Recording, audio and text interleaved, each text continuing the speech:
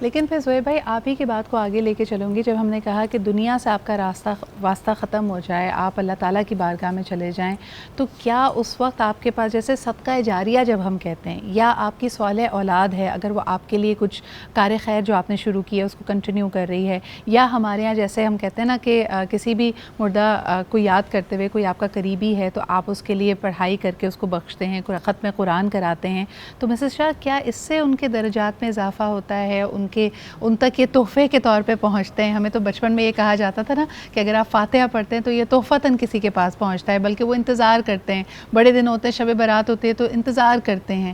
تو اس کو آپ کیسے سمجھتی ہیں اور کیسے سمجھائیں گی ہمیں؟ الحمدللہ رب العالمین والصلاۃ والسلام علی سید انبیاء المرسلین و اہل بیت اطہار اجمعین. تمام دیکھنے اور سننے والوں پہ اللہ کی رحمت ہو. جس طرح سے آپ نے کہا کہ یہ انتظار کرتے ہیں, ہمیں بھی اس طرح سے کہا جاتا تھا, اور حدیثوں میں بھی بہت ساری چیزیں ملتی ہیں. اور آپ نے نفع والی بات کی, صدقہ جاریہ. صدقہ جاریہ وہ علم جو آپ کسی کو دے جائیں, کسی ادارے کو, کسی فرد کو, کسی معاشرے کو, جو آپ کے بعد بھی عمل کے اندر قائم رہے. وہ اولاد جس کی آپ نے دین کے مطابق تربیت کی, عملی, لفظی نہیں عملی تربیت کی, کیونکہ دین جب تک لفظوں میں رہے گا تو کوئی اثر نہیں ہے, جب تک عملی آئے گا تب اس کا وہ صدقہ جاریہ ہے. اسی طریقے سے کہیں درخت لگانا صدقہ جاریہ ہے.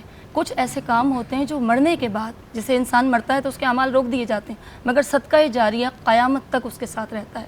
وہ نیک اولاد بھی ہے, نیک اعمال بھی ہیں, شجرکاری بھی ہے, بہت سارے ایسے کام ہیں. آپ نے نیک اولاد چھوڑی, وہ جتنے نیک اعمال کرے گی, جتنی بار اللہ اس کے رسول کا ذکر کرے گی, جتنی بھی عبادات کرے گی, وہ تمام ان کے ارواح کو ان کے بھی والدین کو پہنچائے جائیں گے. سبحان اللہ. یہ تحفے کی صورت میں ہوں گے, یہ درجات کی صورت میں ہوں گے, یہ مرتبات کی صورت میں ہوں گے. یہ ان کے اعمال پر ڈیپینڈ کرتا ہے کہ آپ کیسا نفع چھوڑ کے گئے. بالکل. اور آج بالخصوص جیسے کہ 27ویں شب ہے, آپ اپنے لیے دعا کر رہے ہیں, تو اپنے تمام قریبی جو رفقا ہیں, جو آپ کے فیملی ممبرز ہیں, ان کے لیے بھی دعا کریں. سب سے بہترین طریقہ اللہ تعالیٰ کو منانے کا کیا ہے؟ زہیر بھائی کے حوالے سے کہنا چاہوں کہ بڑی پیاری وہ دعائے کمیل کی بات ہمیں بار بار رپیٹ کرتے ہیں کہ کیا خوبصورت الفاظ ہیں. اللہ تعالیٰ کو جب پکارا جائے کہ جلد مان جانے والے, تو آج منایا کیسے جائے؟ سعد بھائی اگر اس پہ آپ کچھ کہنا چاہیں, کیونکہ کئی لوگوں نے کہا جیسے سورہ قدر کا حوالہ دیا کہ اس کو اتنی تعداد میں پڑھیں, کوئی کہتا ہے 207 مرتبہ پڑھیں, کوئی کہتا ہے 80 مرتبہ پڑھیں.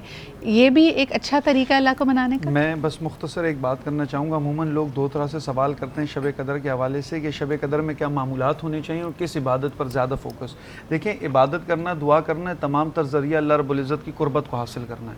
تو جون سی عبادت کی طرف انسان کا طبعی میلان بھی ہوتا ہے نا, کوئی نماز پڑھتے ہوئے خشوع خضوع کسی کا زیادہ ہوتا ہے, کسی کا قرآن پڑھتے ہوئے, کسی کا ذکر کرتے ہوئے. لیکن یہ جو رات خاص ہے نا, انا انزلناہ فی لیلۃ القدر, وہ قرآن کے ساتھ خاص ہے, کیونکہ اس رات قرآن پاک نازل ہوا تھا.